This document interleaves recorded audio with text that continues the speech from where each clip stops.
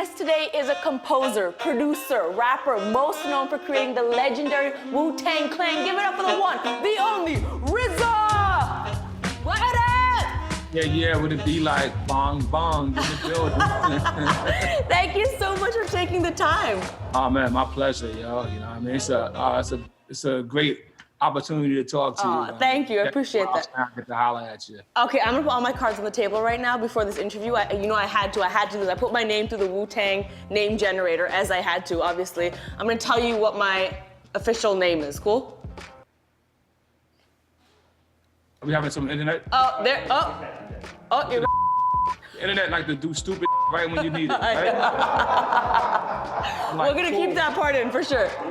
Cool. 1, 2, mic check. Yeah, you're good. So I'm gonna tell you what my official name is and you tell me your thoughts. You ready? Let me introduce you to Tough Commander. Tough Commander. I like that. You like it? Especially in my colorful tie-dye sweatsuit? I can hook up. I can give you a different shirt later for that. No, I'm just saying that shirt is like, that's like when you finish being tough. Okay, you know?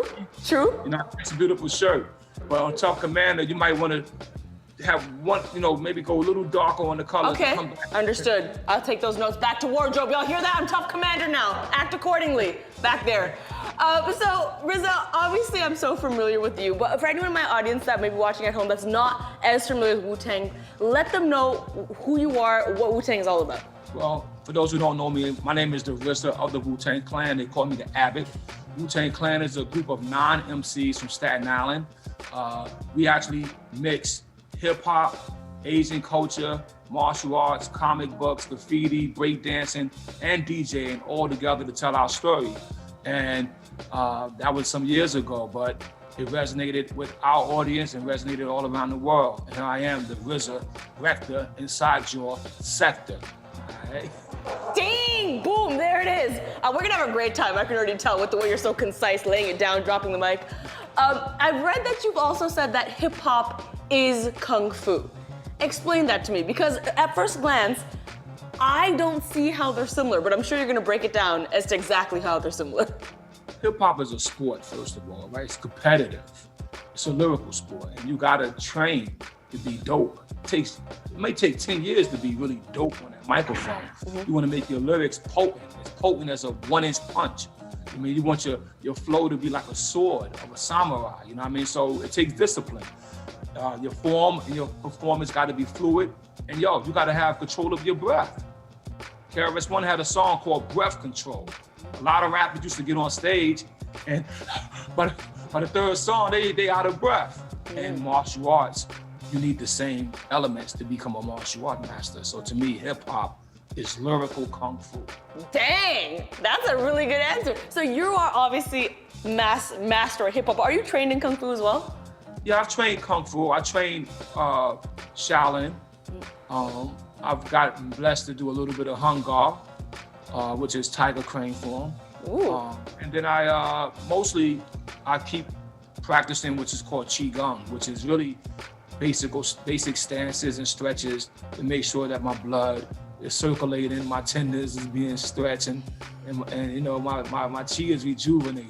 Wow. So when you started Wu-Tang Clan, it combined elements, like you're saying, of kung fu, hip hop, graffiti. But take me back to the beginning. When you were first, creating this clan, was it difficult to get people on board? Were people about it? Well, yeah, I mean, look, in the hood, people was like, I'm in the black culture, not Asian culture, right? In the sense of taking it on as an expression of self. And the record companies, they was like, no, this is not gonna work because they didn't have a precedent for it. I knew that, the melding of culture, right, is what makes places expand and grow. But also, I was conscious of, even though the record labels didn't have a precedent for what we was trying to do, it's usually when you break precedents that companies become great. Right. Apple is an example of people breaking the precedent. You know what I mean? So I love that you said that. I love that you said that you think the greatest things come about when cultures meld together. Did people give you a hard time about this though? Like, and do people give you a hard time about this today? Because I know this is a little bit of a sticky subject today in terms of what cultures can do what. Are you still a believer today that cultures meld? Because I agree. I think I love when cultures come together. I 200% agree. Sometimes when we have a problem with melding cultures, it's because we don't know the history of either culture. Right? So let's just use Shaolin Kung Fu, which is, my foundation into martial arts. But Shaolin Kung Fu had its flourishing when an Indian monk named Bodhidharma came from India and brought it to China. And when he brought it, that's a different culture. In fact, Bodhidharma was looked down upon because he was tall and dark. But his philosophy, his teachings caused their temple and their martial art to flourish. And then eventually that moved over to Japan. Its culture is almost like water. And it flows like rivers to get to where it has to get to. And at one point, you're not gonna know where the river begins or where it ends. I love that so much. Oh my God, thank you so much for watching the show.